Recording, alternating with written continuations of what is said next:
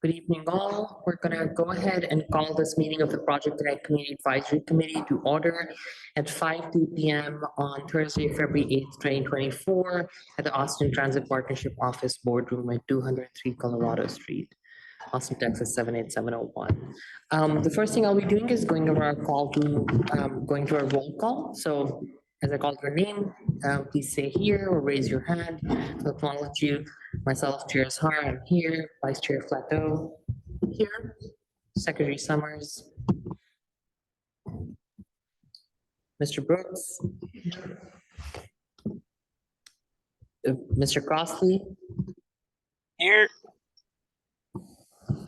Ms. Fan. I'm here. Mr. Gorse. Here. Mr. Hendricks. Present. Ms. May. Mr. Reed. And then Mr. Conley. I believe he is not here. Do we have Mr. Miguel Lopez online yet? Not. We'll come back to the law acknowledgement then, and we'll go. We do have public comment today. I believe, Ms. Joseph, you wish to share some public comments with us today?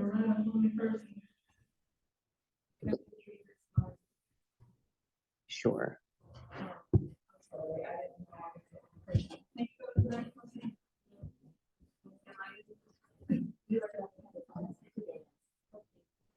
It's okay, you can take a little bit of time. That's okay.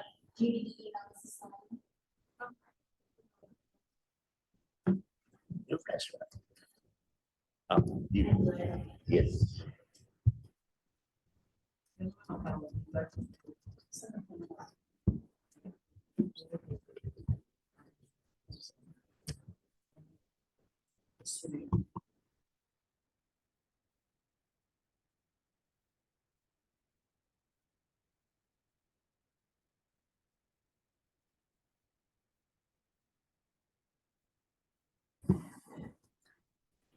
I will say while we're waiting, in the absence of Mr. Lopez, I'm going to go ahead and do the land acknowledgement.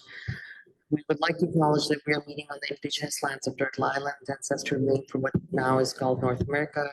Moreover, we would like to acknowledge the Alabama, Coshado, Caddo, Carrizo, Comecrudo, Quetlacan, Comanche, Kickapoo, Lipan Apache, Tonkawa, and Isla del Sur Pueblo, and all the American Indian and indigenous peoples and communities who have been or have become a part of these lands and territories in Texas.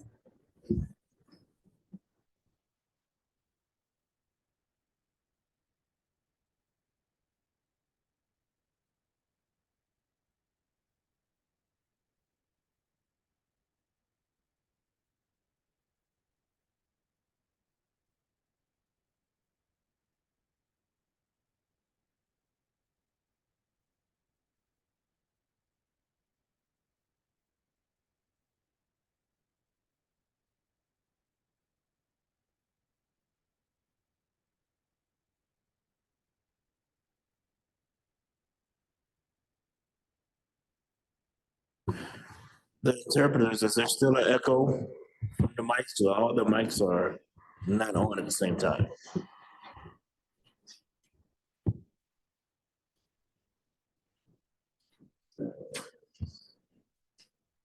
That was not very clear.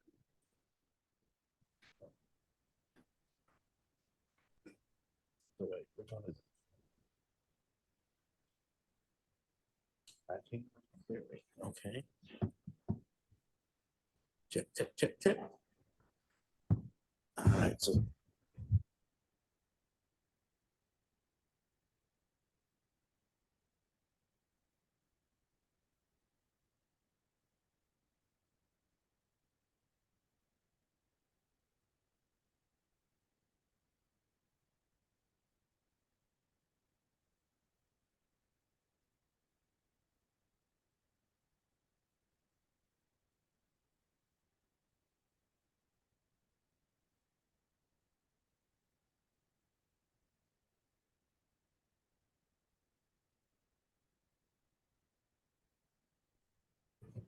So I think. I guess I will check. So this is Chair Har speaking. Can folks hear us clearly online? Yes, thank you. Yes. Thank you so much. Ms. Joseph, please.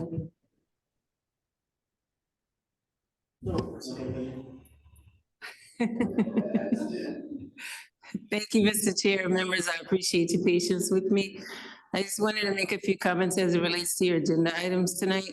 I often speak about Project Connect, the 2014 locally preferred alternative study, North Corridor, and I just wanted to provide the executive summary, page 1 of that document, and I just wanted you to recognize that the growth is actually in the North Corridor. By 2035, at least 58% of the jobs will be in that area. And it shows you that it's 2/3 of the jobs in the two most populated counties, which is Travis County and Williamson County. And I just wanted you to recognize that while I certainly respect that you have chosen on June 6, 2023, the Project Connect alternative that would serve Hyde Park to downtown, I want you to recognize that the growth is in this area, and specifically that on December 8th, 2022, council actually approved the eminent domain for East Breaker Lane to relieve the congestion that's in the Samsung Boulevard area. Next slide. Specifically, I wanted you to recognize as you talk about the equitable transit-oriented development, this is December 17, 2018, when Capital Metro actually approved their long-range plan. You will see the two circles up at the top, and that is North Lamar cut off. You will see the first proposed stop is actually North Cross, and that is south of US 183. So in order to actually do anything in that area, you have to get approval and coordination from Texas Department of Transportation. I want you to recognize that it was on or about March 9th, 2019, when council actually talked about the short range, or they were actually talking about small area planning for the North Lamar area all the way to Tech Ridge Park and Ride. And at the time, Councilmember Kassar actually said, we do not own that roadway. And so while I certainly understand that Capital Metro built North Lamar Transit Center in 1985, and they own the building, they cannot do anything without coordination. So there's been a lack of transparency as it relates to North Lamar Transit Center and how it became part of the plan, when this is in fact the map that council and Capital Metro continuously put in their board packet. And I want you to recognize that on March 9th, 2020, page 29 of the board packet actually showed that the rail would actually be 24 to 30 years north of US 183. And now in your current plan, it is excluded in its entirety. Next slide. Ms. Joseph, can you please slow down a little so our interpreters? Oh, I'm sorry, I forgot all about the interpreter. I'm so used to the minutes. We're good. Take your time and continue. Appreciate it. And so okay, I can back up if you need me to. Thank you.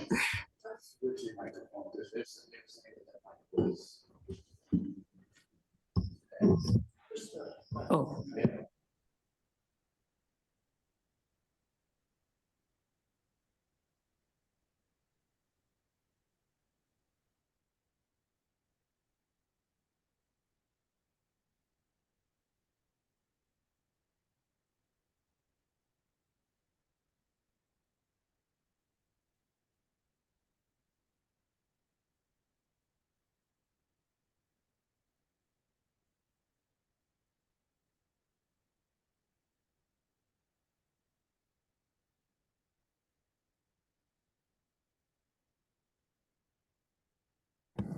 Oh, I see what you mean.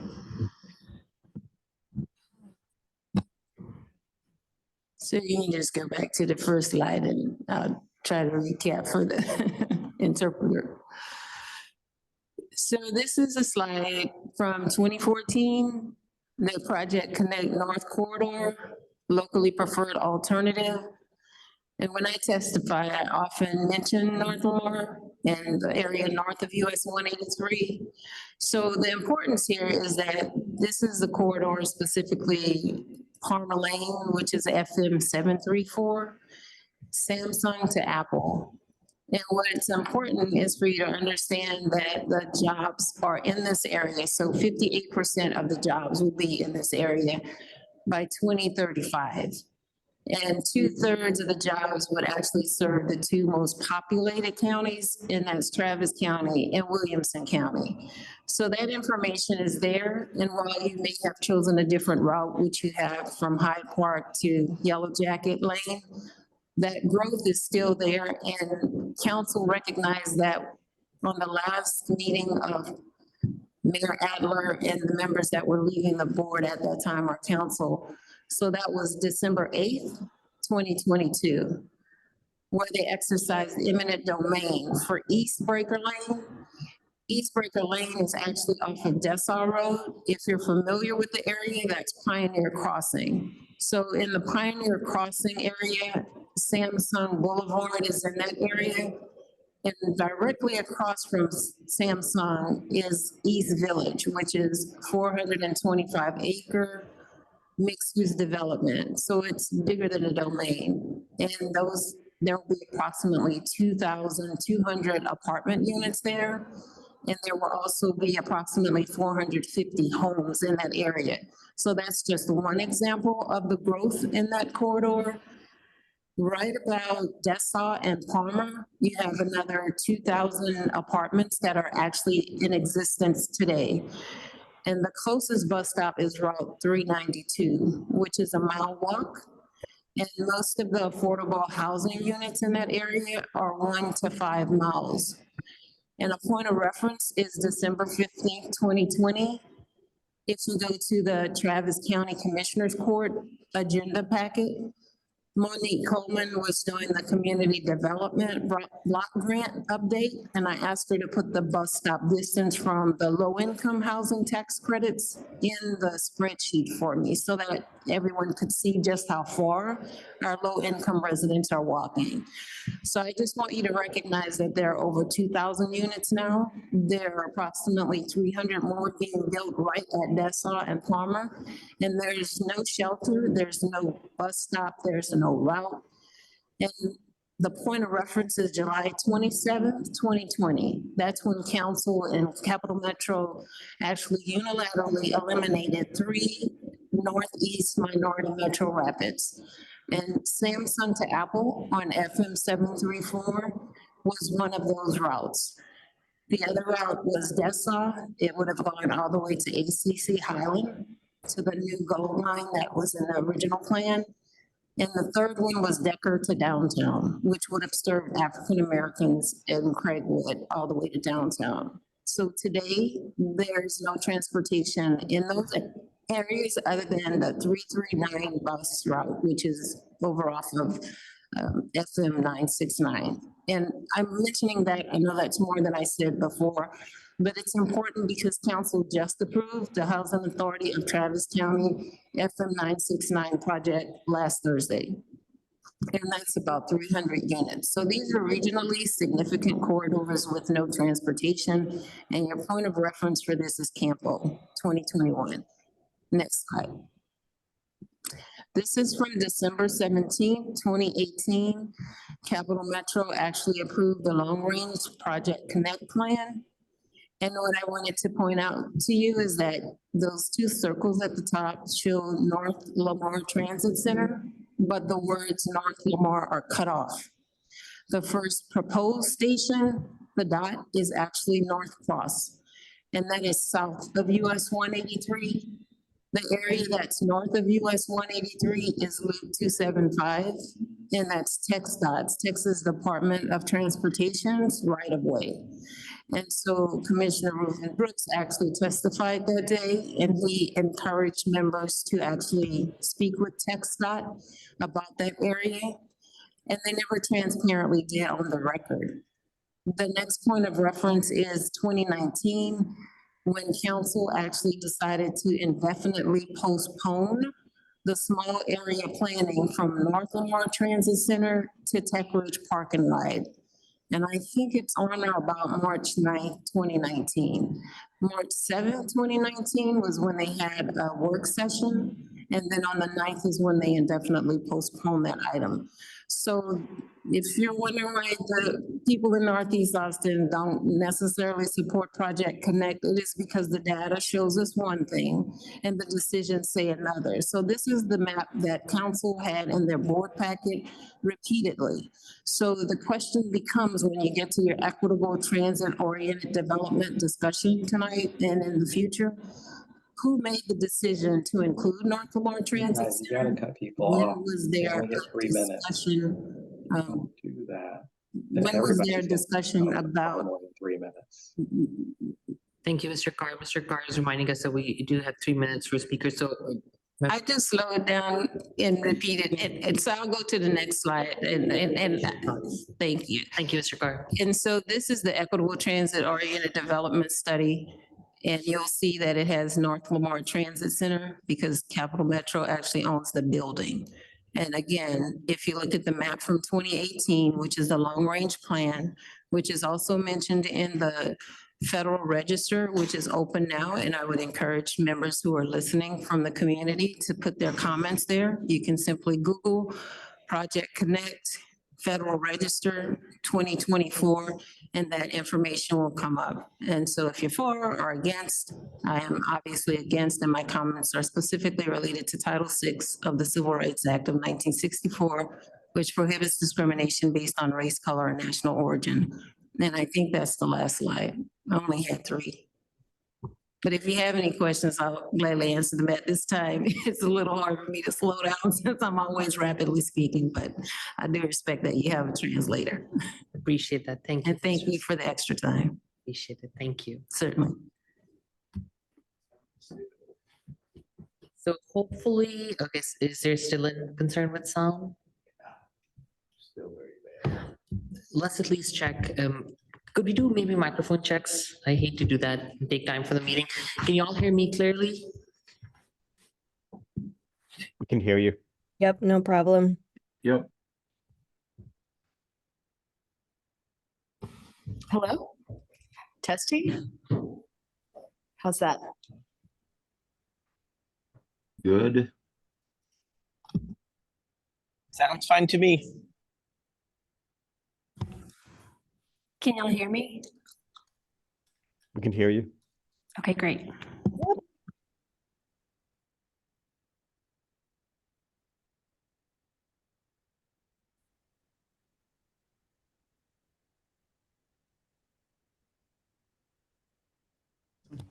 And this one, how's this one working? Can you guys hear me? Yes. Okay.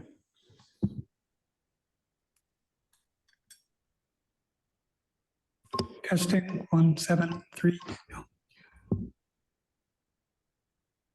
Yep, sounds fine.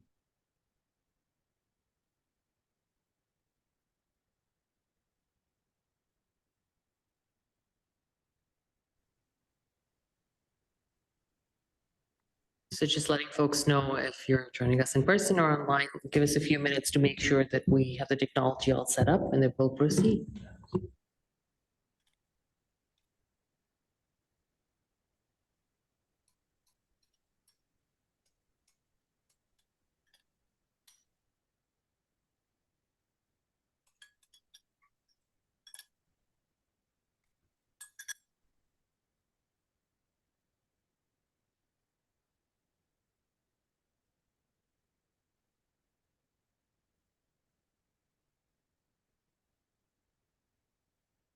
Okay, you're fine. I brought your laptop, like, phone is fine.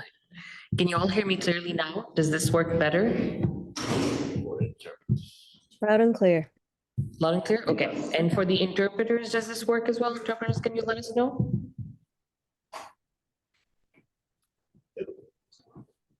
We just saying yes.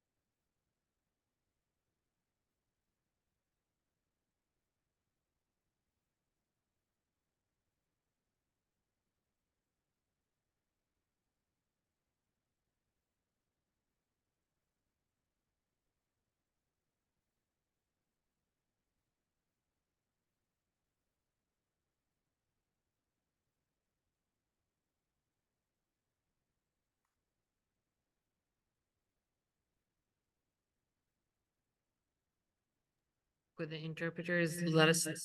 No, they've been spotted.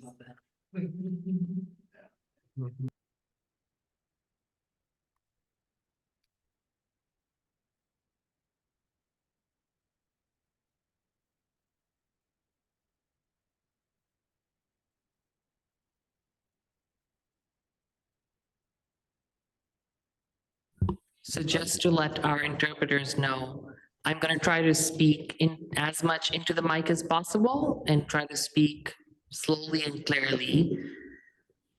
Hopefully this makes it slightly better.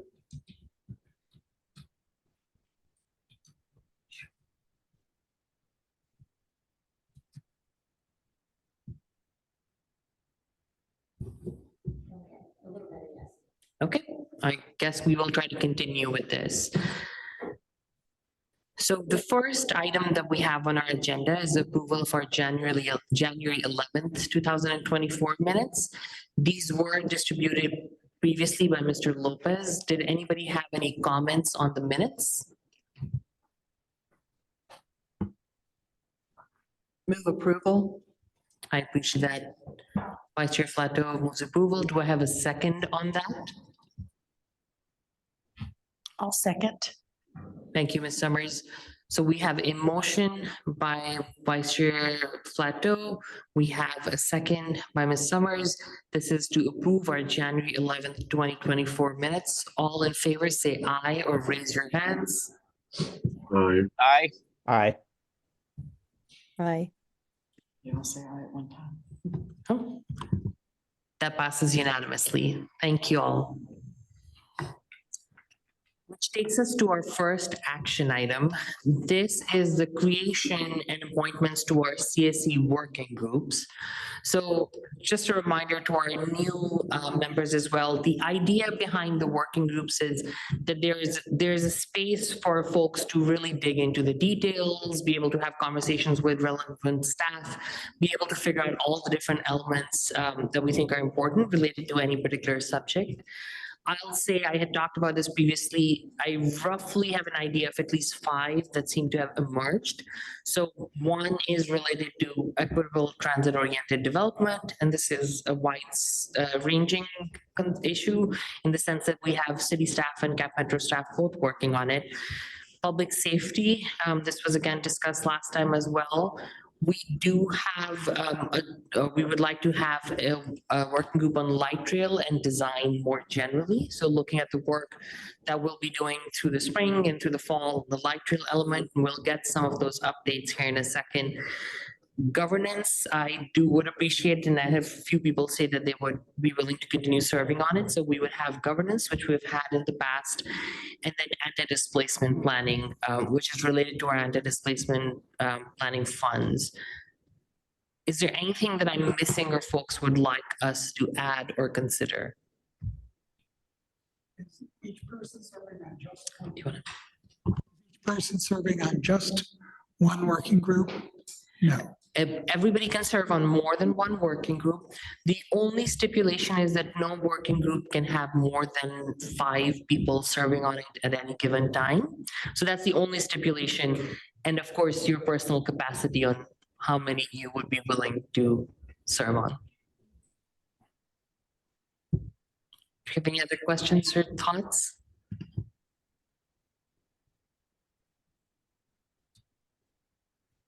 I'll start maybe with because it's an easier conversation, let me start there, with the governance one, which I know previously it had been myself, Mr. Hendricks, Mr. Connolly, and then I had talked to Vice Chair Flato and she had agreed to serve on it as well.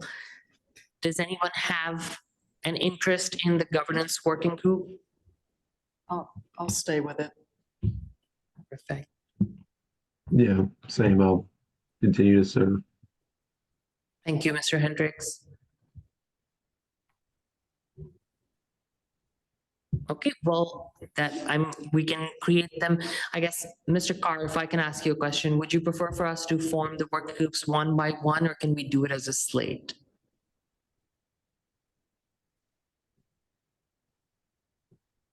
Think it's fine either way. Okay, I appreciate that. So I'm just gonna start making notes so we can do this. Currently, we have 3 people on this one. And actually, since we do not have an interest, I'm gonna put Mr. Conley on here as well, since he had served on it previously and had an interest in it. Governance. Governance. The anti-displacement planning working group from this group of people would be Mr. Conley, Ms. Flato, myself. Are there other folks who are interested? It doesn't even mean that we all have to serve on it as well. Hi, this is Jay. I'd be interested in joining that one too. Thank you, Mr. Crossley. Do we have other folks? Ms. Flato, would you want to continue serving on it? Yes. I would like to continue serving on it as well. And again, for now, I will add Mr. Conley here. If in the future someone else is interested, we can definitely change that. And I know we're telling him a bunch of stuff, but in his absence, we're putting him on things that he served on previously, and he had expressed an interest in the public safety one, so we know that one. Equitable transit-oriented development. I'm definitely interested in that one. Thank you, Ms. Summers. Mr. Brooks, did I see your hand? I appreciate that. Mr. Crossley, did I see you unmute yourself? Yeah, this is Jay. I'd like to be on that one too. Do we have other folks?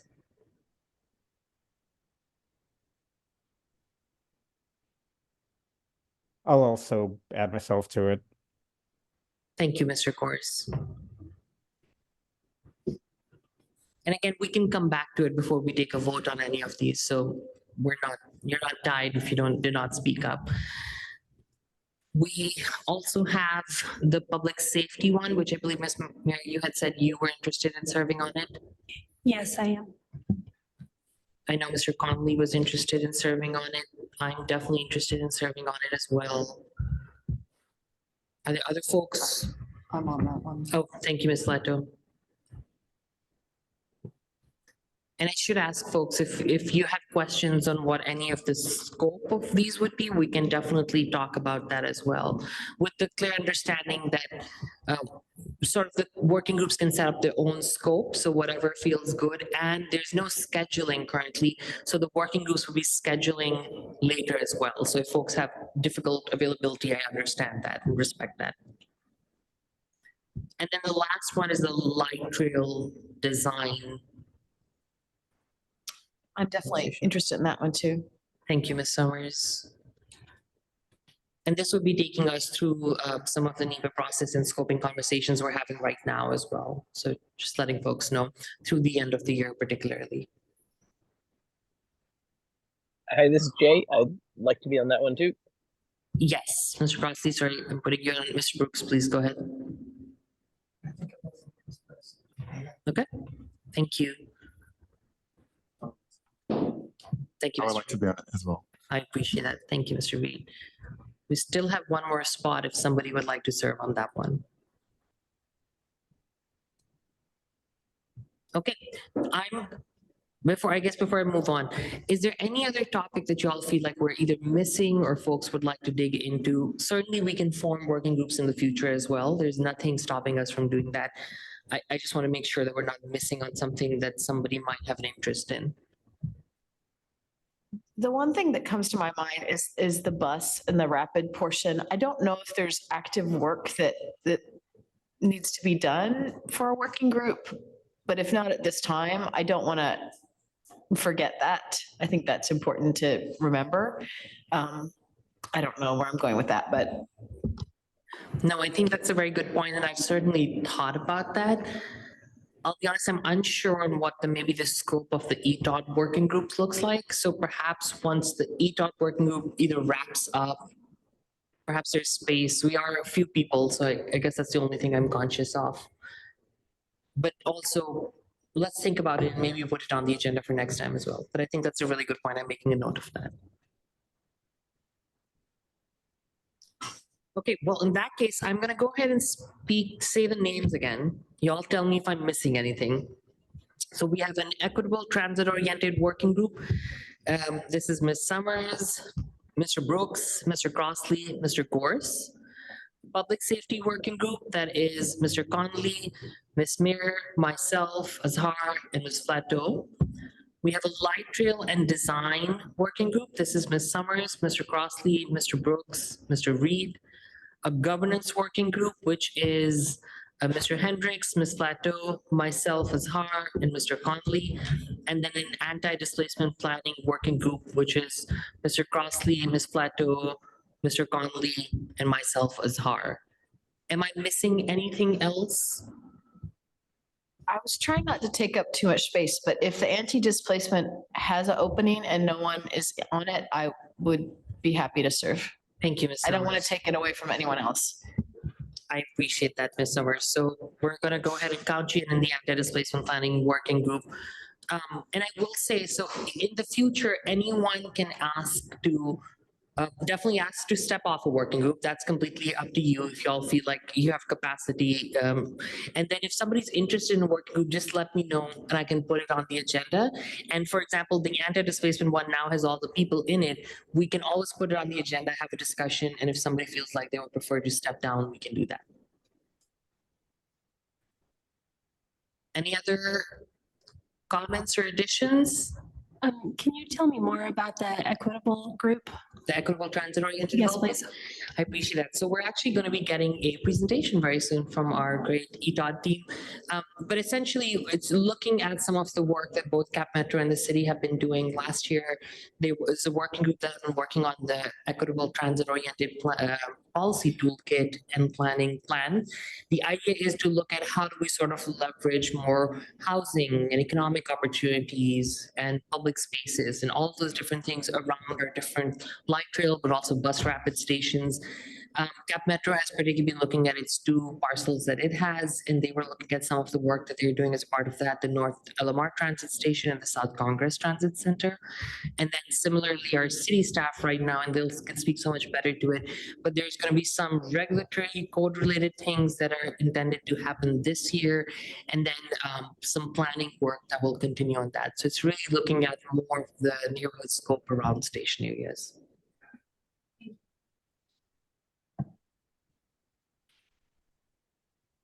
Okay, well, then I'm gonna go ahead and I'll make the motion that the slate, as I've stated, I'm gonna go ahead and ask that we move ahead with creating these 5 working groups and put this group of people on the working groups. Do I have a second? I'll second. Thank you, Ms. Mayor. All those in favor say aye or raise your hands. Aye. I,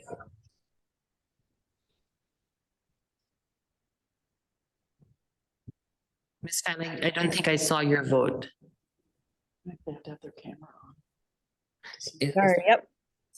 Yes, aye. Okay, thank you so much, Ms. Pan. That passes unanimously. I appreciate that very much. Thank you all. This was actually easier than I would have expected. This takes us to our discussion items.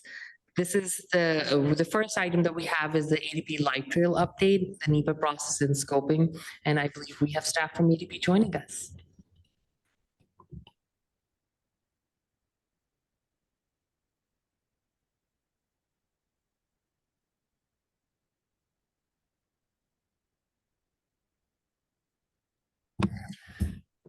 Good evening, everybody. Can you hear me okay? My name is Jennifer Pine with ATP. I'm over planning community and federal programs with Alvin. And my name is Alvin Livingstone. I'm with engineering with ATP. So if we can go to the next slide. Let's start with an update on the major work efforts related to Austin Light Rail. Certainly the design is progressing. If you recall, last June 2023, that was a big day for us as far as the approval of an implementation plan that defined the first phase of the light rail project. So since that time, the design and engineering teams have been moving forward to advance that design and essentially bring it to a place where we can conduct the environmental studies and review that are required for NEPA.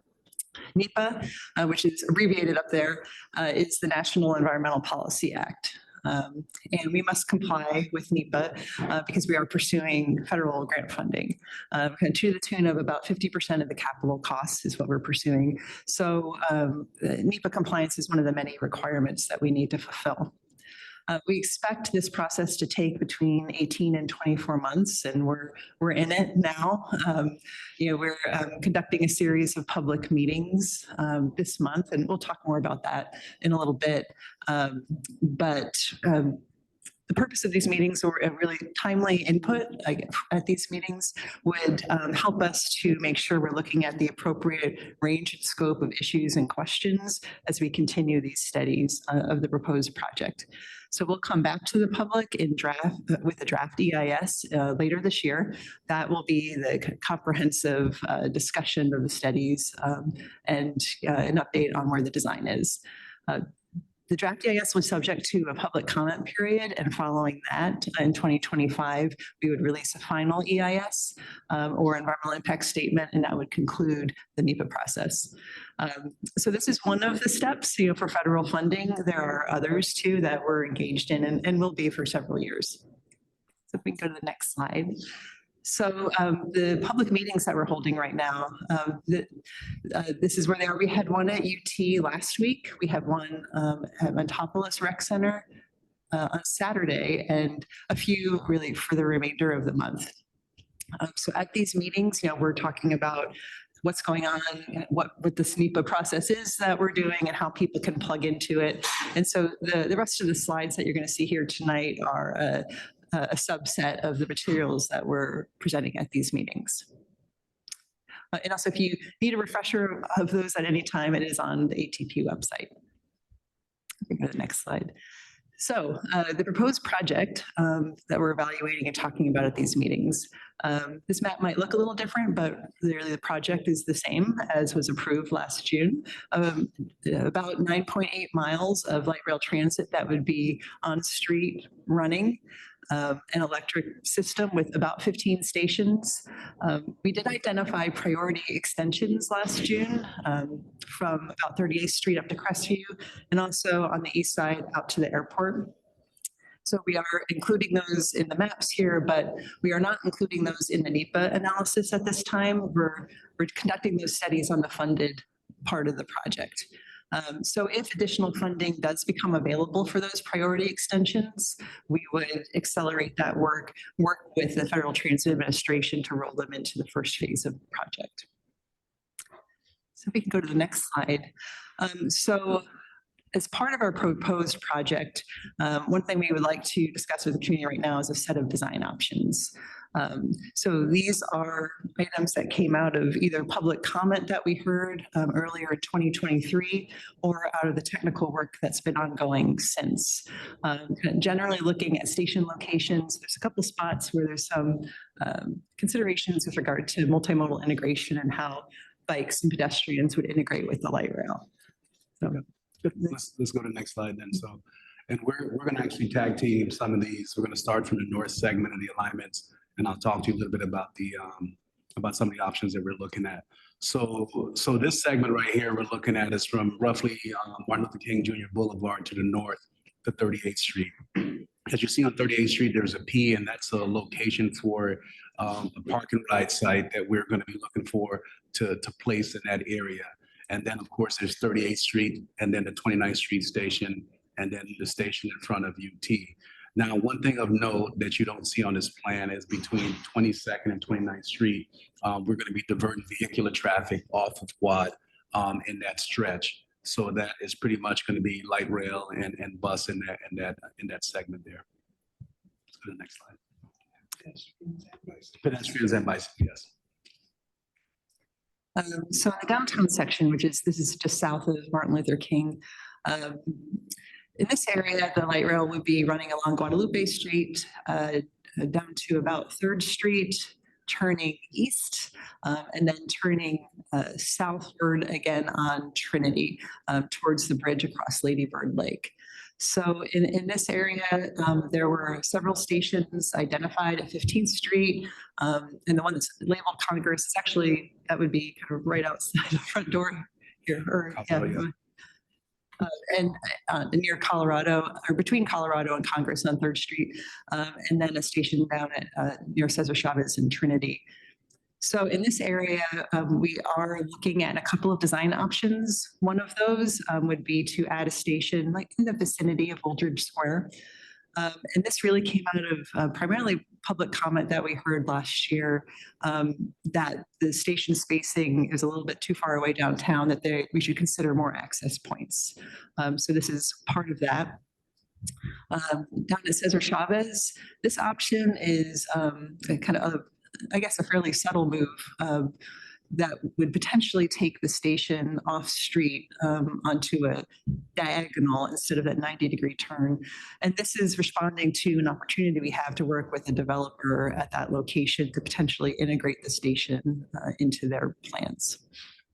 Yeah, and we're also coordinating directly with the convention center right now in regards to their programming needs for the station if it ends up being placed north of Cesar Chavez. So we're working with them. We had a meeting with them yesterday, and we're going to continue to have discussions with them to make sure that that light rail and the convention center can work together. Yeah, and one thing maybe I'll insert in the middle of this too is that with these design options, like we do not have a recommendation. We're studying these, and our goal in really talking about these design options is to be clear with people about the type of things that we're looking at and any issues or concerns we have. Eventually, we'll need to get to a staff recommendation, but that will be later in the year. So on this slide right here, we call this our south segment, a south section. So we have roughly 4 stations to this location. And one of the things I want to do is just kind of highlight a few things. We have a station on waterfront. I'm going to talk about that a little bit on the next slide, but the waterfront can either be at grade, or when I say at grade, I mean on street, or it could be an elevated station. Then we have one, we call it Soco, but it's right on South Congress, just south of Academy. And then you have the Altor station on the south leg there, which will be our terminus station. Again, we need to look for a parking lot in that location. So we're kind of currently looking for seeing what the best site is for that to accommodate that parking lot. And then to the right, as you go on the east leg, you'll see the Travis Heights stations. And we are considering an option with and without the Travis Heights station. And part of that kind of ties in with the fact that we're coordinating with I-35 as well. So we want to make sure there's a seamless tie-in too as well with their project and ours as well. Next slide. So this is the one I wanted to elaborate a little bit further on. This is the waterfront station. So if you were actually standing and facing the west, this is what it would look like. To the right would be the North Shore coming from Trinity. We would come across on a bridge. This is a brand new bridge, and that bridge would then descend to the street level, and then either go up to South Congress or head to the east towards Travis Heights. And the second option that we have is pretty much an elevated option, which is pretty much self-explanatory. The station would be elevated in this area as well, and we would then do a transition all the way to the east, and it would tie in on Travis Heights. For many of you, you're probably familiar with the geography in that area. It pretty much is a slope, a hilly area, and so Travis Heights will be the point where we would tie in. And of course, on the South Congress side, we would get to level grade once we go to South Congress at that junction. Slide. So on the east side, so this map is showing East Riverside from about I-35 out to where the terminus would be near Yellow Jacket. So in this area, we have 2 different design options that we're looking at. And I'll start with the one related to stations. So we have stations proposed at Faro and Montopolis. The option is to potentially combine those into one station that would be located at Grove.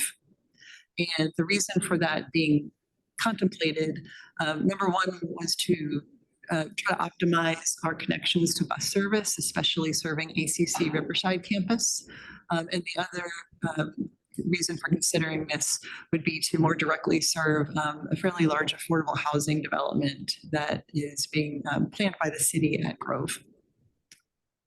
So the other design option through this area, it's actually an area and could potentially be applied really throughout this part of the corridor. And actually, if we can go to the next slide, this might help. So a typical configuration throughout the project would be what's shown on the top here, which is where you have center running light rail, you have traffic running on either side, and then you have sidewalks and bicycle facilities, you know, on the curbs. And that's what is proposed throughout quite a bit of the project. So we have an opportunity in the East Riverside corridor to consider some different configurations. And that's just because there's a little bit more right of way in this area. And so option 2 would rearrange, you know, how all the uses are oriented on the street. So light rail would still be running in the center, but bike and pedestrian facilities would be brought to the center as well, running right alongside the light rail. And then, you know, car traffic on either side. So some of these photos here kind of give you an idea of what we're talking about. Some of the potential you know, advantages of this might be for an urban trail type concept running in the middle of the corridor. But there are some other considerations that, you know, we're studying about how logistics of how you would come in and out of that and manage all these uses in this type of configuration. So we're interested in hearing kind of public feedback, you know, on this as well. Is there anything you would add on that? This is good. I want to say, like, this is one of the things where I think can help enhance this area. It's out of the box, and I want to thank our AUD team for helping with that. It's pretty dynamic for us. So I'm going to talk a little bit about the environmental impact statement and what to expect there. So in the EIS, we will be evaluating the proposed project, which is what we really just went through, including that set of design options. And a typical way for an EIS to be structured is to evaluate a proposed project or a build alternative and compare it to a no action alternative, which is a scenario in which that proposed project is not built. And, you know, the NEPA documents are structured this way to compare the project to a baseline and pull out what the impacts are from building and operating the project as opposed to things that were happening because of ongoing trends or just other projects or activities. So you'll see in the, later in the year, in the fall, you know, that's how the analysis will be structured and presented. So, and the EIS, when I say environmental impact statement, I think sometimes people immediately are thinking of the natural resource part, which certainly will be covered here, looking at air quality, water quality, and so on. But it will also look very comprehensively at the human environment, the cultural environment. So we will be assessing potential noise impacts. For instance, we'll be looking at cultural resources and historic resources, and that will all be part of this EIS. So I think this is our last slide, just talking again about kind of what to expect over the next year or two. So our meetings that we're conducting right now are happening concurrently with, you know, the ongoing design coordination and work and the environmental studies. We'll be continuing those studies through the spring and summer, and we'll be looking to release that draft environmental impact statement in the fall. There'll be another public comment period at that time. We would respond to all the comments received on the draft EIS, and those responses or other appropriate actions would be folded into a final environmental impact statement that we're targeting in 2025. So that is what we wanted to present to you this evening, but certainly we're happy to answer any questions. Thank you both very much. We'll open it up to questions, and for the folks online, you can raise your hand or start your video and we'll make sure that we acknowledge you. If you have any questions. Mr. Brooks, go ahead. Is Lady Bird Johnson Wildlife Center? I just turned it on. And do we have to?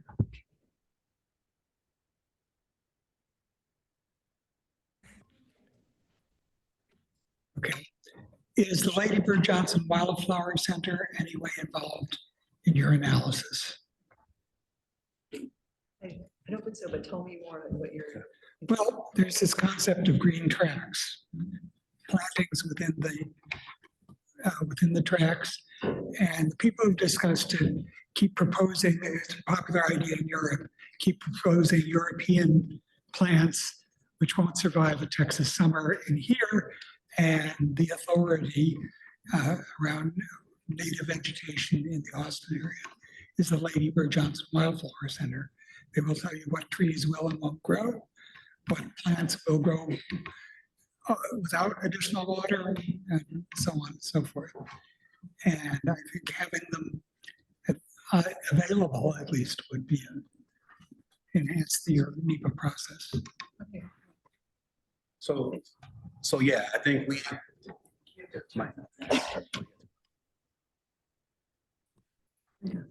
Yeah, so I really appreciate that comment. And I can tell you that that stuff is being considered, but we will make sure that we make a note of that and reach out.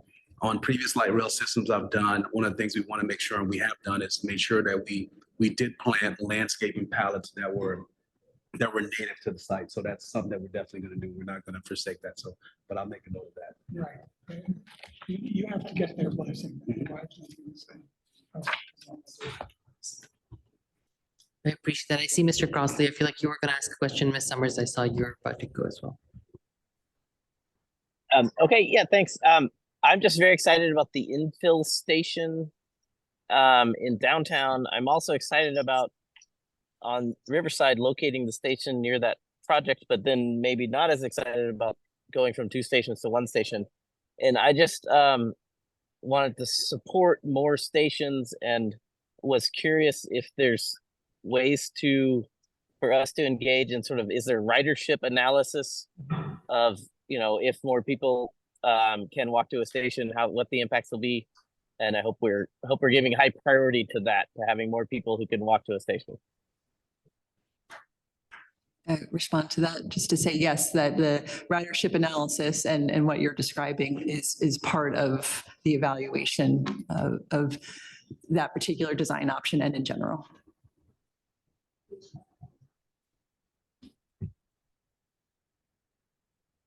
Hi, this is a second. I saw a very similar presentation on Tuesday at the Urban Transportation Commission, and I made a bunch of comments then. So I'm going to try to give different comments this time, but I might point to some of the other comments. So the first thing I want to say was actually similar to Jay's comment about stations. I really like, the idea of no station between 15th and Congress seems to me actually super not what we want. Like, we want another station. I think we have to think carefully about the location of it. My concern with Wooldridge Square a little bit is that area is pretty inhibited by Capitol View corridors in terms of ETOD or redevelopment to get the ridership. It's a little bit of a within the downtown context, a little bit of an area where there's going to be a depression of residents and jobs. There's some Capitol View corridors that I believe go to the bench or gazebo in the Trench Valley in the square. So that really inhibits some of the development in that area pretty seriously. So I do like the idea of representing the historic a resource of our squares and sort of signaling that. I strongly believe there should be another station. I wonder if that's the right location. And this is going to show, I feel that I pay attention to this project a lot, and I didn't realize that there wasn't really a Republic Square station anymore. And so that's something, I know that's very close to the Congress station, so we probably don't need both, but I think about where people are collecting and just sort of echoing what Jay said. Beyond that, I guess I'll just point to a couple things that I said at UTC. I think we need to think really carefully about urban park and rides and how we want those to be different than a suburban park and ride. I think when you hear a lot of people, we already have urban park and rides, right? We have the triangle that came up at UTC. So we already have that model. But I think when you tell some people, park and rides, they're going to think of, I don't know, Tech Ridge and acres of parking, and that brings to mind a certain thing. And that's not really what we're doing here. And I think we need to fit the need to think about who would really be using the park and ride, where would they be driving from, what is the demand? We talked a lot about in UTC about thinking about partnerships where maybe there is a garage there already that we could build a partnership with. What is the opportunity for sort of urban rehabilitation in some of these areas, which may not be very walkable. Maybe the garage or something is like kind of away from the street, or there's not safe walking paths, things like that. So I think that that's really, really important in thinking through the park and rides, and also how we communicate to people. Because I don't want to go out communicating about, we're planning a park and ride for, Central Park 38th, and people to think, oh, they're gonna, pave everything and create a tech rich site there, like style, like it's very different. The need is different, right? And I think the way people use it will be different. So I think that that's really important. Okay, so I'll stop there with my comments. Yeah. I appreciate that. Ms. Mayor, please go ahead. Yes, I just had a question as far as when you're considering designs and where to put the stations and how people are going to access those stations. I want to make sure that there is thought being given to universal design and passengers with mobility impairments. I know Austin has a really there's a lot of us with disabilities here that use the public transit system, and I just want to make sure that y'all are thinking about that and not just kind of trying to like come in on the back end and just kind of like make it up to ADA code, but that it's part of the process in the design. Yeah, it is a part of our process. And I would argue that we are going way beyond that. Because I worked in other projects and we do meet ADA, but Austin is different, and a lot of people echo the same sentiments that you're talking about. And so our design is making sure that we incorporate all those elements to make sure that the system can serve all people with all abilities and disabilities. Other questions and comments? Just one add-on comment, again, from Tuesday night. There was discussion also that some of these park and rides might be leased properties instead of purchased properties. But there's also currently an effort to acquire suitable properties to prevent displacement. And I wonder, shouldn't there be a discussion about whether maybe when some of these sites no longer serve as park and rides, they would be the ideal place to put more housing? Thank you, Mr. Brooks. I do want to acknowledge there was a comment in the chat from Ms. Catherine Van. She said, I'm with Jay on this. I would love to add more stations, even if they're simple ones. I do want to acknowledge that comment. Thank you. I have, I guess, one quick question for when we're looking at adding a station in that private sort of deal downtown, it would be in lieu of the Cesar Chavez station. So the Cesar Chavez, okay. Okay, it's in either or. That's helpful. And then I guess I'll just add two comments. One, I would echo what Ms. Summers was saying, and you, Ms. Brooks, was saying, how do we utilize the park and rides in a much more sort of robust fashion to see how do we get the most out of them? And then also, as we're looking at the study area for the facility, maintenance facility, it would be great if we can look back at the recommendations made by this body last year, and we're happy to coordinate with that on that one with y'all. Can I comment on that too? Because I realized we didn't note that as we were going through the maps. But that is part of the proposed project, that have a operations and maintenance facility. And you'll see on the maps, it's shown as a study area where we're still evaluating exactly the layout of that facility. Appreciate you. Well, thank you all very much. And we'll move on to our second discussion item, which is the equitable transit-oriented update. Thank you all so much. I believe we have Ms. Warner Cook and Mr. Greathouse for that.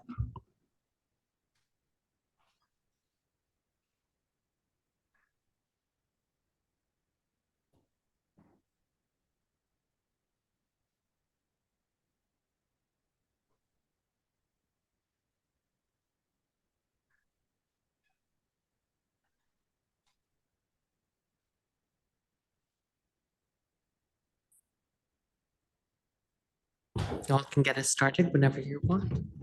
I believe those are the slides for the public comment, not for the presentation. So I don't know which one we're doing first. Yeah, we have item number 3 up, so we'll updo.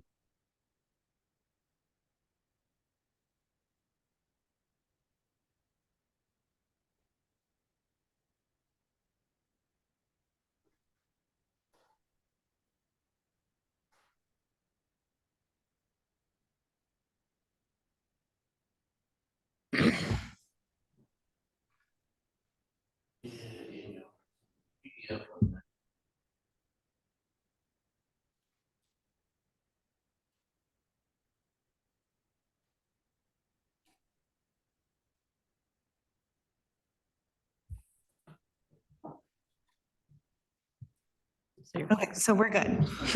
But the clicker might not work. I understand. Yeah, thank you for having us here tonight. My name is Warner Cook. My pronouns are she, her, and I'm the principal planner leading equitable transit-oriented development for the city of Austin. As your chair mentioned earlier, this is a partnership project where we work on it with, we coordinate with Austin Transit Partnership, and some of the work was actually even led by CAP Metro as our transit authority. So we all work together. But this is just a city-focused presentation tonight because we kind of have some of the most short-term next steps that we're working on. I gave you a quick overview at your January meeting of all of the work that's been related to ETOD so far. So that was quite a whirlwind night, especially for new commissioners. So if you would like to go back and refer to all things that are ETOD, that presentation has a lot more. I'm jumping right into the meat of it tonight with some of the upcoming implementation efforts to implement the ETOD policy that City Council has accepted. Yes, thank you. One of those efforts to implement the equitable TOD policy is an update or an amendment to the city's comprehensive plan, which is called Imagine Austin. Imagine Austin is our guiding policy document in the planning realm for the city for the long term. And it's one of the things that the Federal Transit Administration will look to see whether Austin supports transit and transit supportive land uses. So in order to make our policy that was accepted last year by council in March of 2023, a part of that full comprehensive plan, we'll be making a targeted amendment to that this spring. The next effort that we're working on is known as the ETOD overlay. And this is a zoning or regulatory effort. I'll get into more detail on that in the next few slides. I'm not going to say much here other than regulations are another piece of what the Federal Transit Administration kind of looks at when they score Austin to see how competitive we are and how supportive of transit we are. And so this would be a new regulation that would apply along the phase 1 light rail and priority extensions in the short term, but in the longer term through into next year, we would be bringing back a zoning regulation that would cover the full system. So the metro rapid routes, the commuter rail stops, and the light rail stops. There's a whole host of other regulatory code amendments that have also either been initiated previously or very recently by City Council. In that next bullet, those include the South Central Waterfront regulations. That's an area just south of downtown in the south segment that ATP was just showing you with the option for elevated or at grade stations. So that's a set of regulations that will increase density, allow for a mix of uses in a vibrant kind of area on that south shore, south of downtown. Also offer additional entitlements in exchange for affordability requirements for developments and kind of look at some street safe standards. So all kinds of things that are very supportive of a transit investment. Council's initiated looking at changes to downtown parking requirements, and that they did last Thursday. And that will probably be coming back in multiple phases, but looking at taking the work done by the city last fall where we eliminated parking minimums citywide and seeing now in downtown where can we go a little bit farther to also support transit ridership. The third bullet there on the list is affectionately known as density bonus zoning district, which is very jargony, dry term. But this is, if you've read in the news about the vertical mixed use 2 density bonus program that the city previously had, this would be a replacement for that program. And that's a program that allows up to additional 30 feet in height on certain properties in exchange for providing affordable housing units from the private development. And so that will be coming back to council early this spring for a replacement after the courts invalidated the previous program. The 4th bullet there is citywide compatibility modifications, and compatibility is kind of an umbrella term that refers to a section of our code that governs height standards, setback requirements, certain kind of use restrictions in those setbacks related to how single-family zoned and used properties relate to other uses around them. And so through a study that was released last September that's available online, city staff has shown that those are one of the more restrictive sets of compatibility restrictions in the nation. And council has initiated updates for that to be modified in order to bring it in line with some more best practice and also to allow for additional housing and density. Again, it could benefit transit since this is a citywide amendment. It would also benefit the transit area. The 5th initiative is a continuation of the home initiative, which you will potentially have heard about last fall, where city council allowed up to 3 housing units on all single family lots.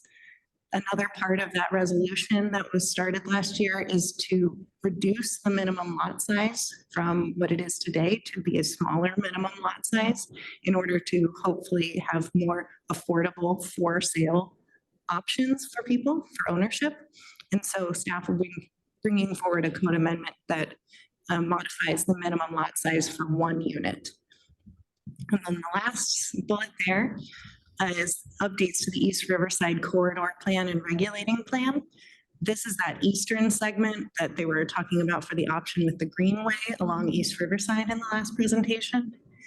The city has a plan in this area, but it was adopted in 2013 before some of these designs for Project Connect were really finalized and funded, before we knew what the exact transit mode was going to be, where the stations were going to be, et cetera.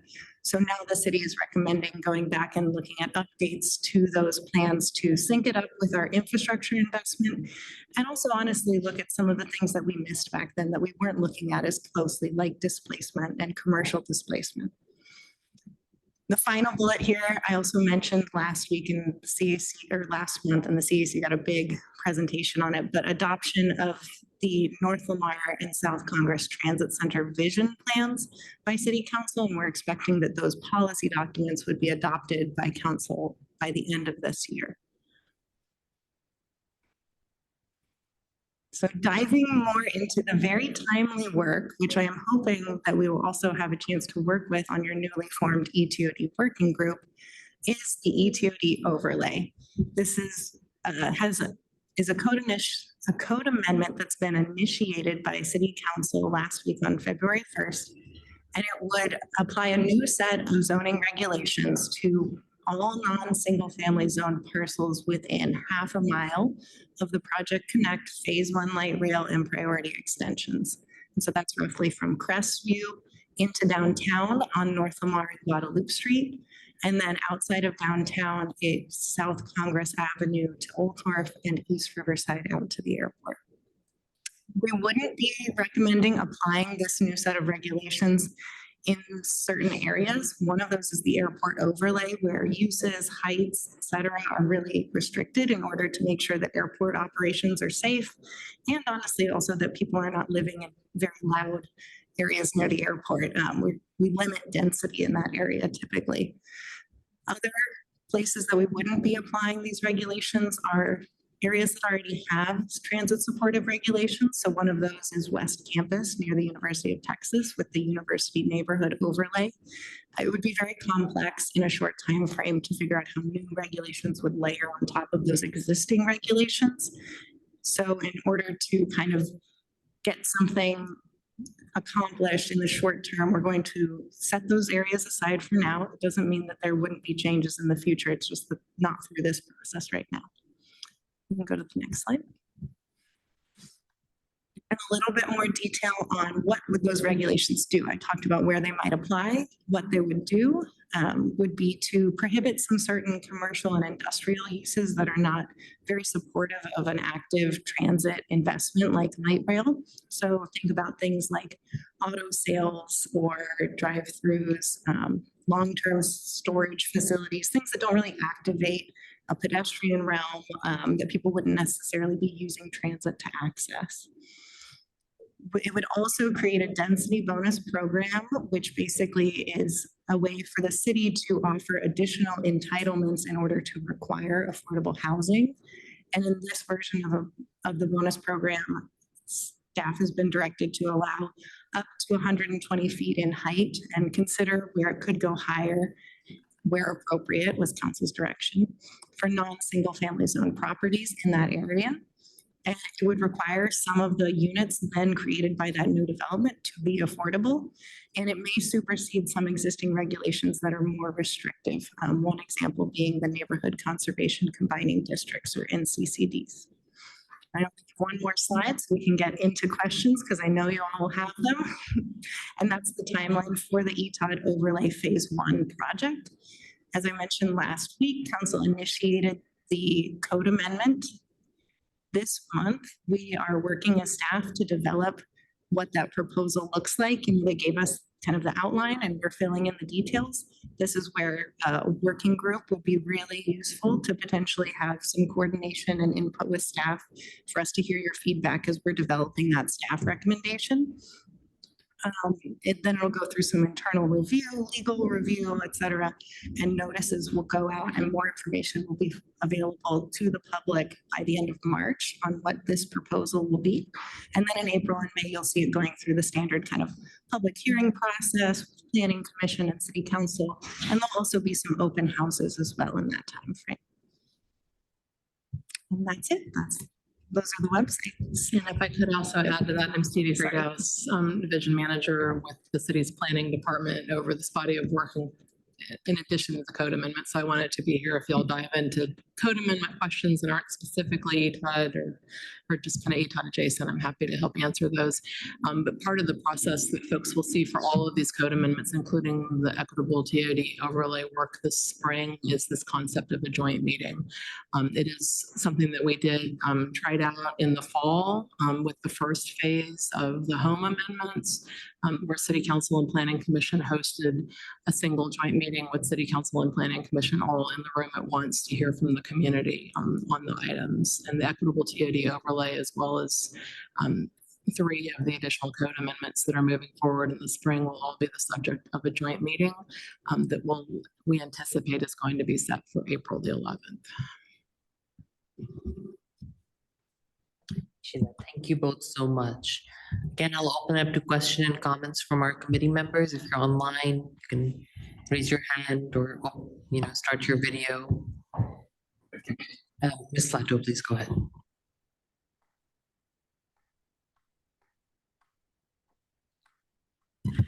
And I don't know if I know even quite how to ask this. So I'm a little confused. As much as I think I like all of the things that ETOD is getting us into, I'm a little confused how Project Connect has a lot to do with single family housing and why they're getting into codes on that. I guess there seems like a scope creep to me. And it seems kind of, and maybe there's something I'm just missing, but I keep in my head, I have this vision of kind of, especially with light rail, where it's all going and what does that, none of that seems to have anything to do with like the home initiative. So just, I'm sure that you guys are right, but just explain to me that a little bit. Yeah, and I'll tackle that one. So in addition to this work that we're really trying to make sure that we do that's time sensitive for the federal grant application in June, which includes the development of the ETOD overlay, the council had already initiated work. So there is an existing sort of body of work at the city that had been initiated previously. The home amendments is one piece of that previously initiated work. And there was a commitment on the part of our city manager and council to make sure that we were not slowing down that work in order to accommodate the equitable TOD work. I think from the city's perspective, city staff's perspective, the home amendments by creating the ability to have smaller, fee simple ownership of lots will have an indirect transit benefit of having additional density within, potentially half mile in some locations of transit in smaller single family development.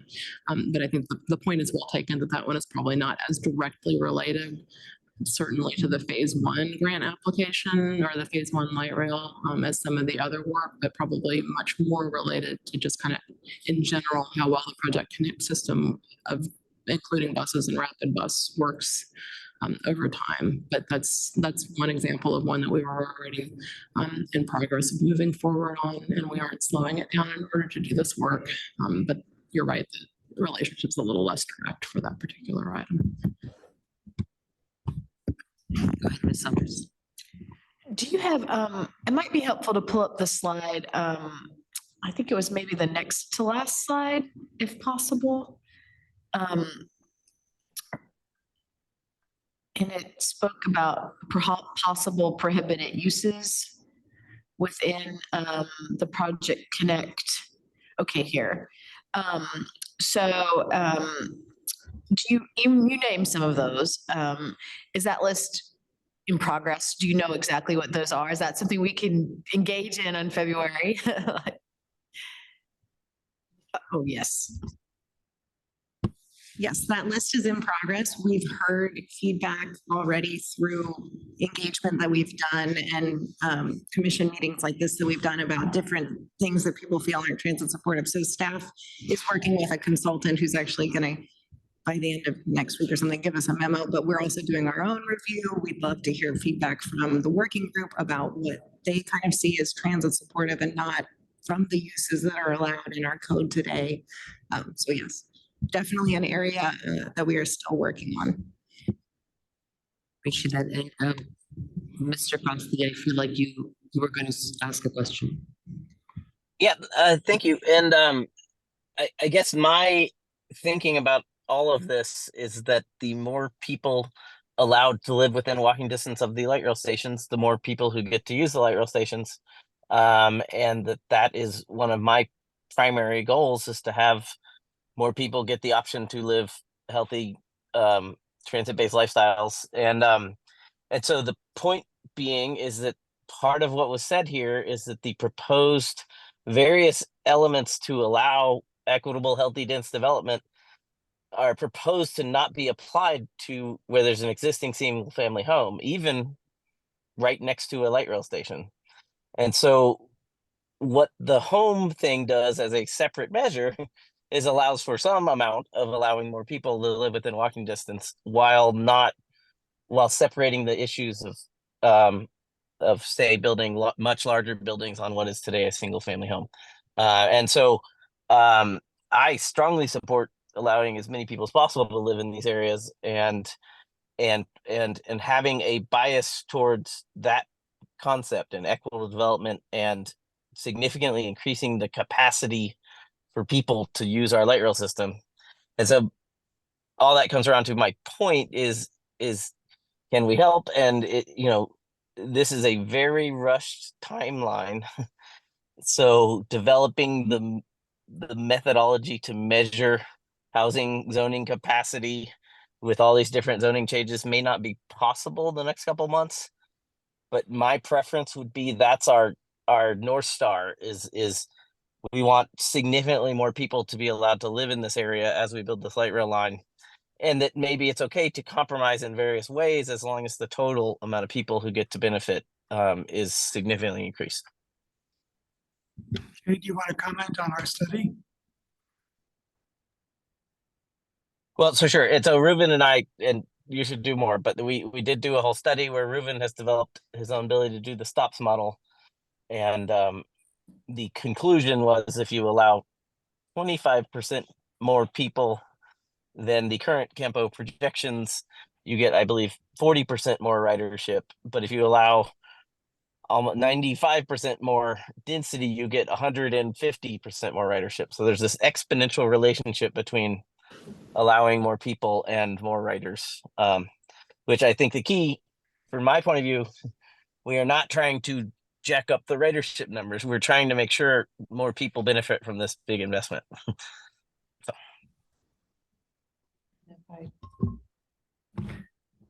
Just respond very quickly. I think the kind of two parts of what you just said. One is we need to be making sure that we're going broader than just the existing commercial uses. And then the second part is how quickly this is moving. So I think on the city side, there is an acknowledgement that we will be continuing to work on reforming land uses to be transit supportive and to provide for equitable transit oriented development over the next decade or more. Over the next 6 months, we're trying to put in place really fast-tracked amendments to be able to do what we can in the next 6 months to be able to get things a little bit more out of the way than they are right now. But point is well taken, and I think the work that the equitable TOD policy plan calls for is a much longer than 6 months worth of work that will absolutely begin to consider, how we shape Austin as a whole to support transit. Mr. Brooks, go ahead. Just two specific instances. The Hyde Park station will be 120 feet, not half a mile, which is 2,500 feet, but 120 feet from the edge of a single-family home NCCD in Hyde Park. And so it virtually prevents anybody, very few people will be able to take advantage of the transit there. And then if you look at Crestview, okay, that was built around a 1/4 mile radius for ridership. So 3/4 of the area that potentially could be contributing to ridership isn't even part of that TOD. And that includes some single family, various kinds of housing, but all of it should be available for people to live there who want to use transit. Appreciate that. Do we have other questions and comments? Go ahead, Ms. Sims.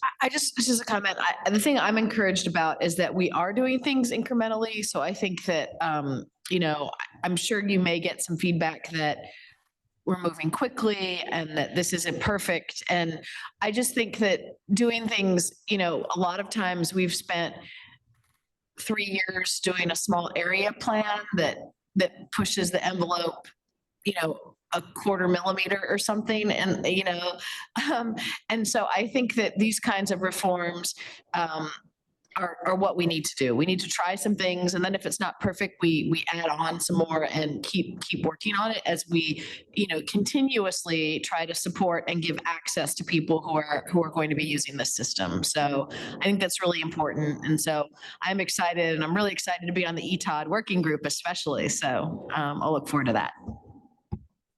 I'll just plug for you working group members, expect an email from me probably tomorrow to talk about when a good time to meet soon would be if you all want a meeting or if you want to provide feedback in some other way.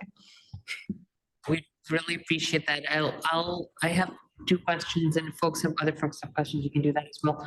One is, I guess there was the adoption of the station areas within the comprehensive planning effort. And I guess my question was, do we have a timeline on that? Yeah, staff is working on a timeline for the amendment to the Imagine Austin Comprehensive Plan to include the ETOD typologies. Council initiated that amendment back last March, and so we're just bringing it forward now to kind of clean up the documents. And right now, I think we're scheduled to go to the Comprehensive Plan Joint Committee towards the end of February, and then setting a public hearing for council by the end of May, I think is roughly the timeline. So similar timeline to the code amendments. I appreciate that. My second question was, I guess, in terms of how the ETOD overlay will intersect with existing regulations, there's a bunch of them right on that route. Would our old transit-oriented development ordinances, would we be sort of leaving that? So because Crestview, I guess, is the only one that there would be an overlap. Yeah, so at this point, staff's thought is that if we have transit-oriented development regulations on the books, the appropriate way to reform those is to modify those regulations. The ETOD overlay would be designed to apply in addition to kind of conventional base zones outside of those already transit-oriented places. And part of that reform that we are definitely planning on doing, as Warner alluded to, is coming back and making modifications to the East Riverside Corridor Plan. And Crestview is definitely a station that is, has been in conversation about kind of when we get to modifying that plan moving forward. It's on the list. I appreciate that. One last question, and I know that this is really work being led by our partners at CAP Metro, but we had public testimony today on sort of why the North Lamar Transit Center and South Congress Transit Centers were right now being considered for the vision plans. I don't know if y'all can speak a little bit to that. Again, I know it's work being led by our partners. Yeah, so as you know, we started those vision planning processes back when that was part of the initial investment before the Austin Light Rail Implementation Plan had been adopted in June of last year. And so those two station areas are no longer part of the first phase or the priority extension phases of the Light Rail Implementation Plan. But we've always said before we even made the light rail decision that those are existing transit centers that are not serving their populations as best as they can. Just from, even if you just look at the property themselves, Cap Metro knows that there are needs to be addressed at the transit centers.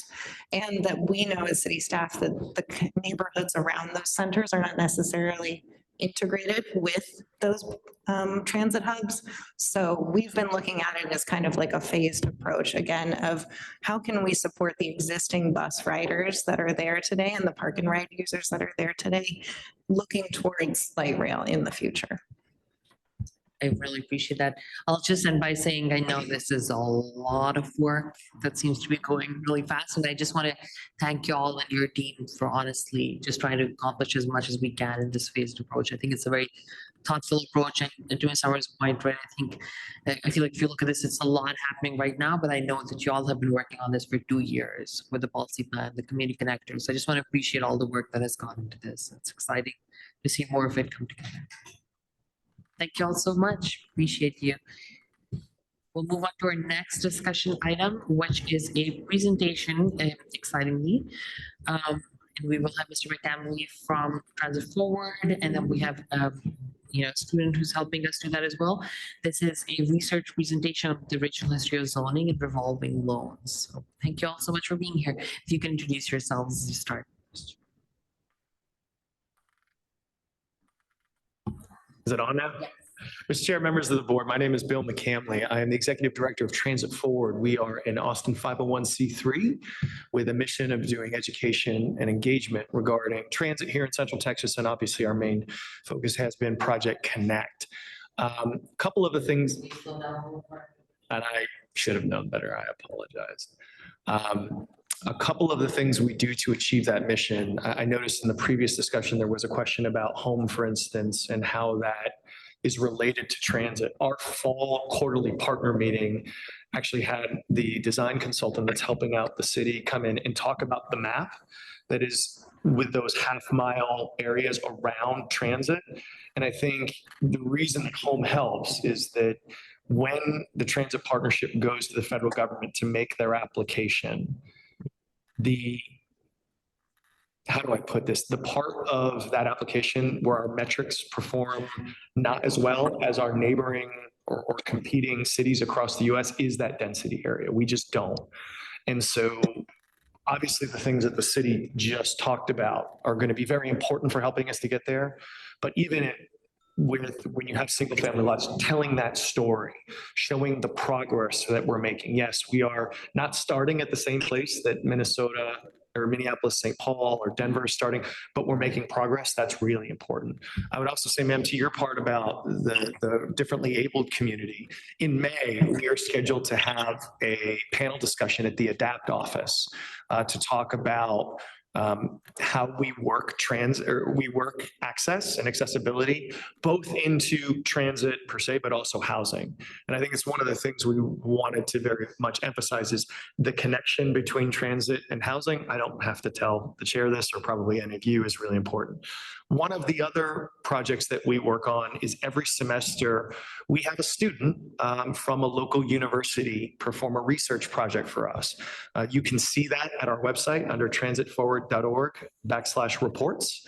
We have 3 reports currently available. One is on greenhouse gas emissions and the importance of having more transit and more dense housing near transit in achieving Austin's greenhouse gas emission reduction goals. Another one is on the real negative externalities of traffic.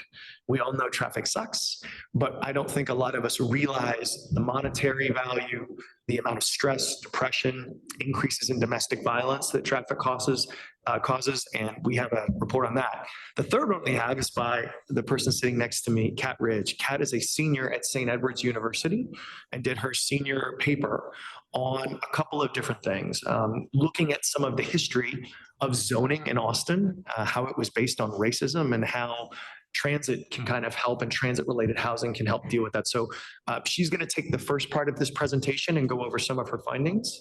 And then I would like to kind of, what did I do wrong? Oh, clicker, sweet.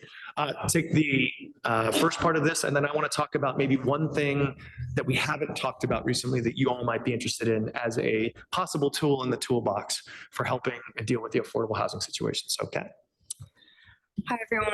I'm Kat Ridge. I'm a student member of the board for Transit Forward.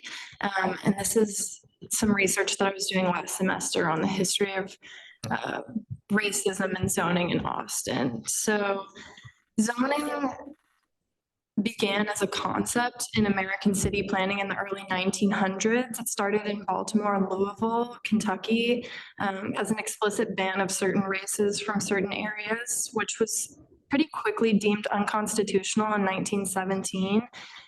This encouraged city planners of the time to seek out less obvious routes for enforcing and creating segregation. And Austin city planners followed in the footsteps of those in Baltimore and Kentucky, with neighborhoods like Hyde Park, which were marketed as white-only neighborhoods. And zoning was addressed in Austin during a time of super rapid development, and the parts of town the people of color historically settled in were not receiving the same infrastructure growth as like any other part of town. They were being specifically neglected as an effort to forcibly move people of color from areas like Wheatville and Clarksville to the east side, which is also where they built all of the Black-only facilities during like Jim Crow times. And these were all results of the 1928 city plan. Go to the next slide.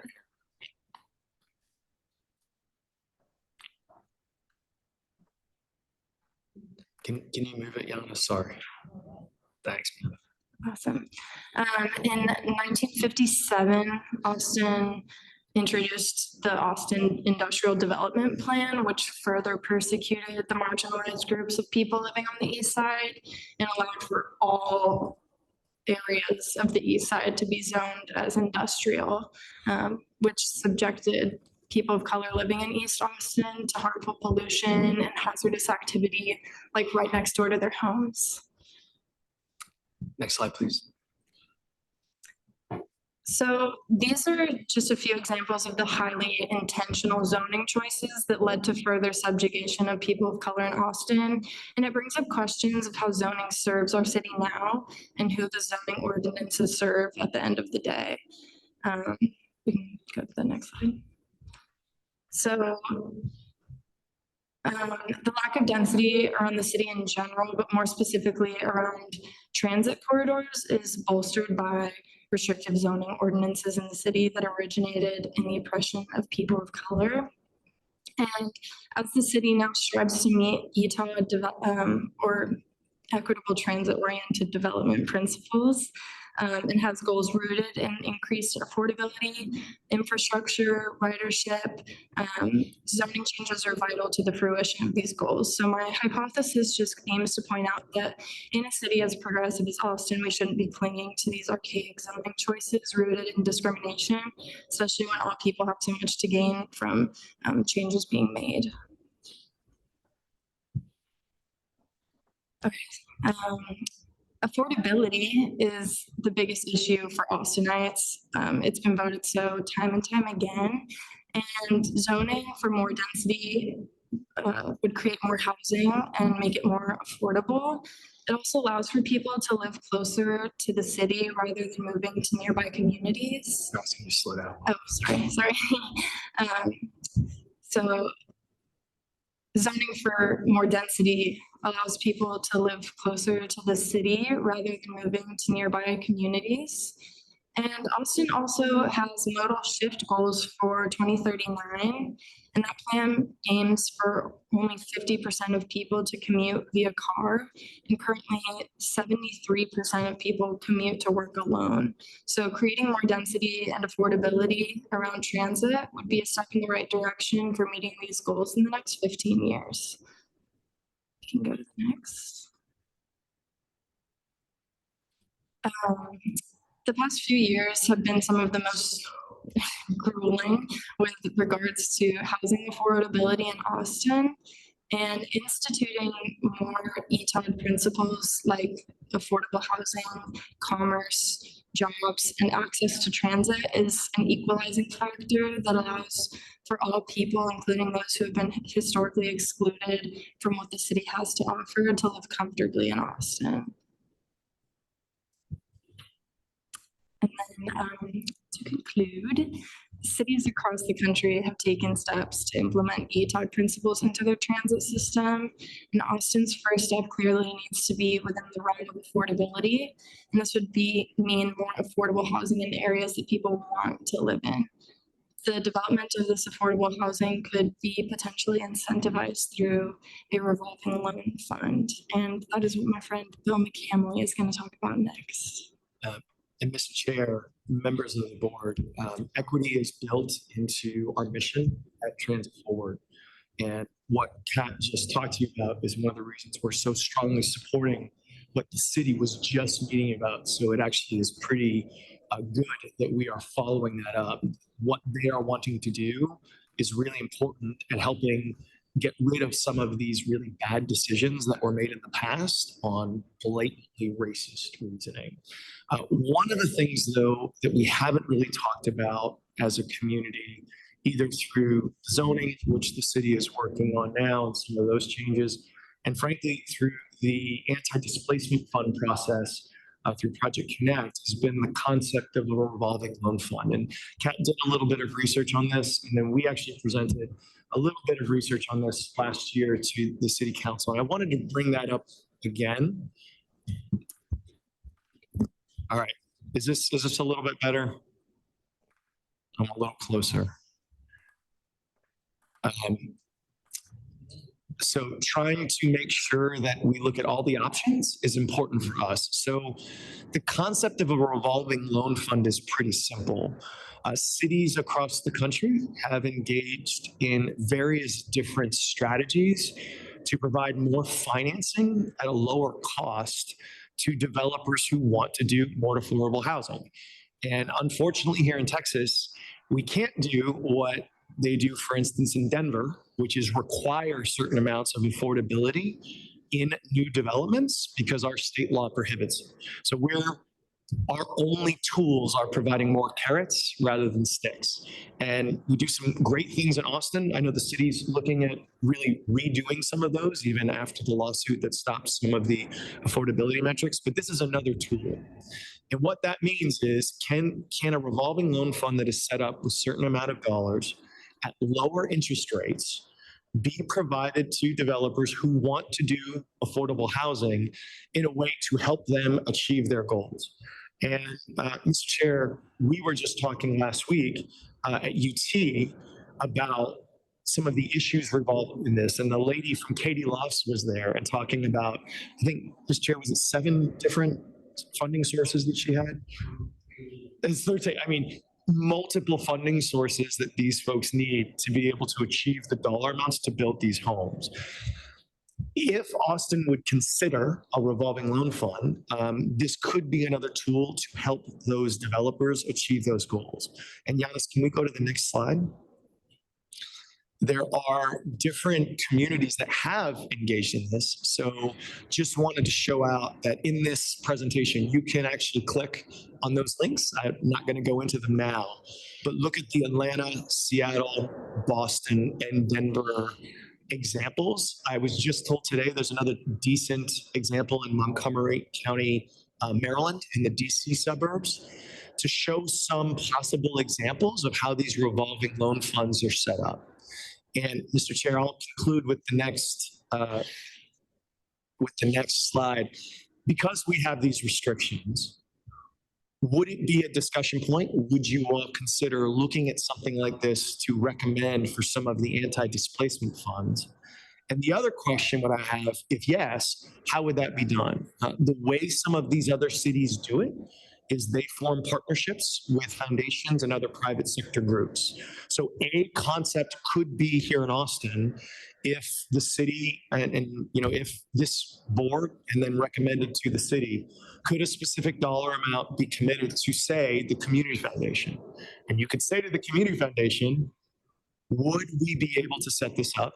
If we gave you a certain amount, would you be able to double that through your methods? And then could a mechanism be set up to allow for some of these affordable housing developers another tool at a lower interest rate that could help them complete their projects, with the concept being these are loans.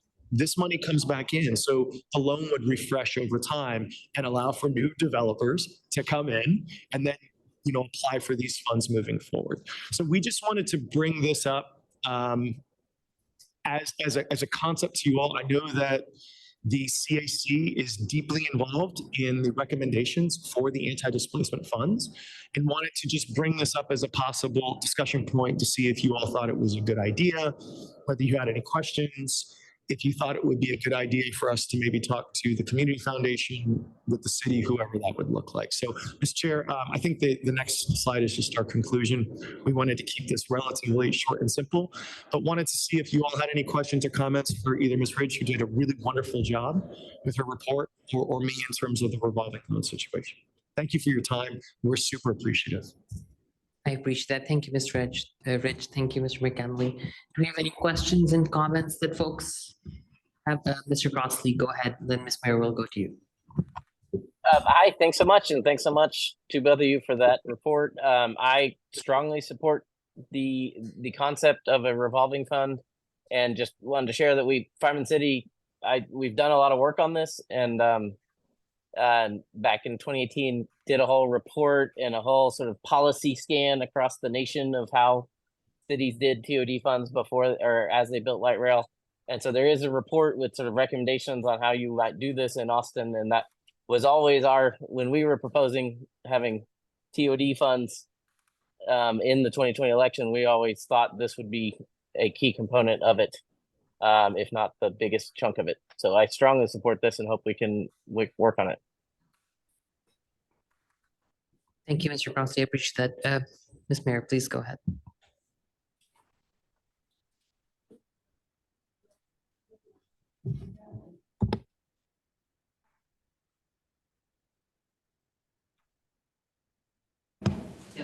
Okay, I did just want to say that as a person with a disability who cannot drive, I am completely dependent on the public transit system here in Austin.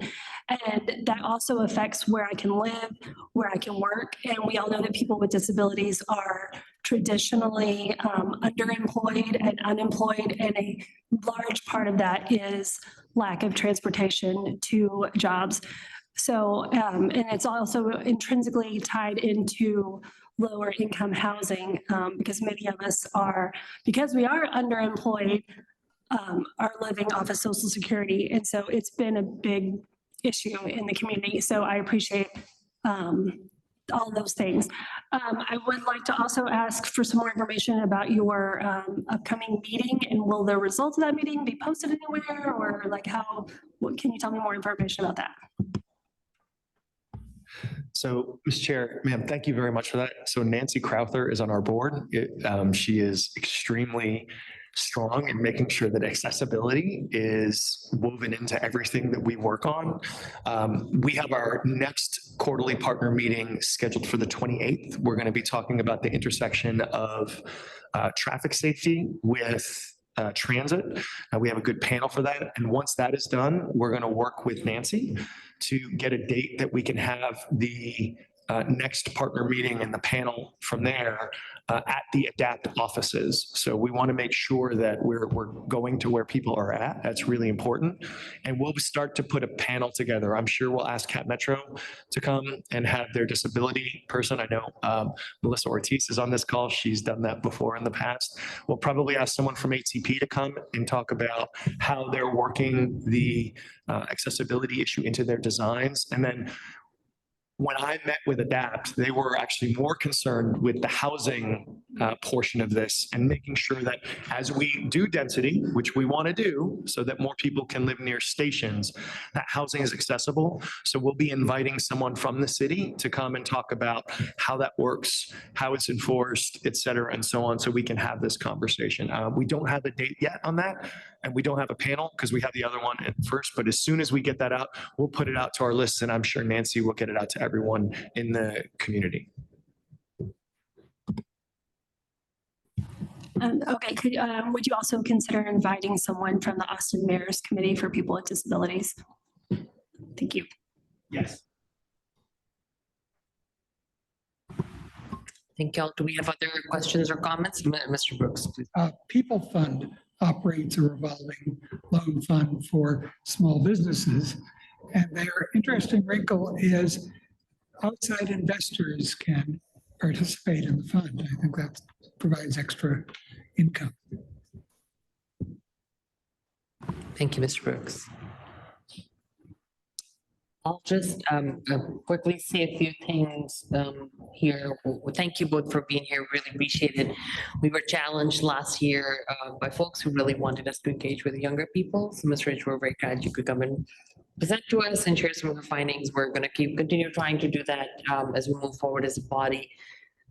I also want to say, Mr. McCamley, I think as we pick up conversations with the anti-displacement working group, we'll sort of look into some of these things as well. I would also encourage you all to talk to city staff at the Austin Housing Finance Corporation. So HFC is the one who, we had recommended that there be money that goes towards development of affordable housing, and they're in the process of implementing some of those dollars. So I think it might be worthwhile to talk to them, and it might be timely.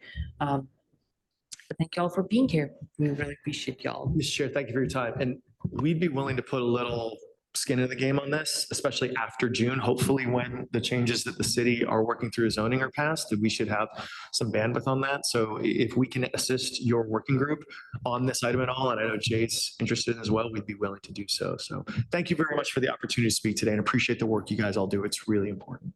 I appreciate that. Thank you. And actually, Mr. Crossley, that reminds me, if you could share that report with Mr. Banks can forward that report to all the CSE members, the link, so we can look at it. Thank you. Great, thanks. Okay, that takes us to staff updates. So again, these are just short updates from our staff on ongoing pieces. Ms. Travis, do you want to go ahead and start this off?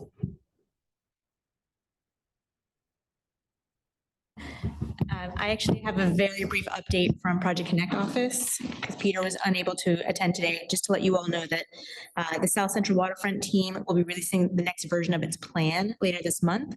And there is a meeting scheduled at the Central Library at 10 a.m. on Saturday, February 24th. There will also be 2 online meetings the following weeks. And so all of those details we'll share out with you as soon as we have the rest of those. From an ATP staff update, you heard our update really with Jen and Alvin. Just a reminder that open houses are ongoing all month. We also have a virtual open house that's live, and so make sure links get sent out. We're encouraging as many comments as we can. I appreciate that. Thank you, Ms. Travis. Mr. Aldo, or Mr. Lopez. Oh, please go ahead. Yeah, it's just very brief. We don't have many updates. I'm gonna drop in the chat just the link to remind you all of the displacement Project Connect anti-displacement dashboard. So just make sure that you all are looking at it, especially, and remember to toggle between the two screens. There's the first one is around real estate acquisitions, and then the second one is on the community initiated solutions. So I just encourage you to keep looking at it, especially on the 10th of every month, we receive reports from all of the organizations. So it's going to be automatically updated. So next week, mid next week, you're going to see the numbers increase. And so please let us know if you have any questions or any comments or thoughts. We'll be happy to answer any questions, and definitely we'll be happy to come join any future meetings to provide kind of a deeper dive on any updates around that. Go ahead. Could somebody email that link to us? What website is it actually on? Yes, it's in the City of Austin website, in the Displacement Prevention Division. Okay. Yeah, we'll send another email to the body with it. Yeah, no problem. Thanks. Thank you, Ms. Rado, if you can share that. Mr. Chabon or Ms. Ortiz, do you all have an update? Please go ahead. Hello and good evening. My name is Gardner Tabon. I serve as Capital Metro's Executive Vice President, System-Wide Accessibility and Chief Safety Officer. Just a very brief update regarding the development of our police department. As you know, we're in the throes of getting that stood up. Many elements that are coming down to the finish line, including we're looking very, I need to slow down, sorry. We are looking, I do apologize. We're looking forward very much to including you all in our efforts regarding a subcommittees that we're establishing. Our board recently authorized the establishment of safety subcommittees. And so you'll be hearing more from us soon on what that looks like. We gave a very brief overview to our Public Safety Advisory Committee. The details are still being nailed down by Edna Parra. I'm sure you're familiar with her. And so, yeah, you'll be hearing from us very soon. Looking forward to widening our net as it pertains to public input. Thank you so much, Mr. Tabon. And I do want to really appreciate y'all working very closely with us and, you know, pivoting and making sure that we're doing this the right way. I just want to say thank you for all of your hard work on that. Very welcome. Thank you. So that takes us to our working group updates and TAC updates. So a reminder, the technical advisory committees are, they're sort of the organization ATP is looking into it right now. And really this item exists on our agenda. Just remind folks that as we start doing working groups, it's helpful if there's something coming up that you all want to flag for us, you can. It's not a requirement by any means. I should have also mentioned, since now y'all have the working groups and they are subquorums, you should be able to start talking in your working group if you want to talk about something.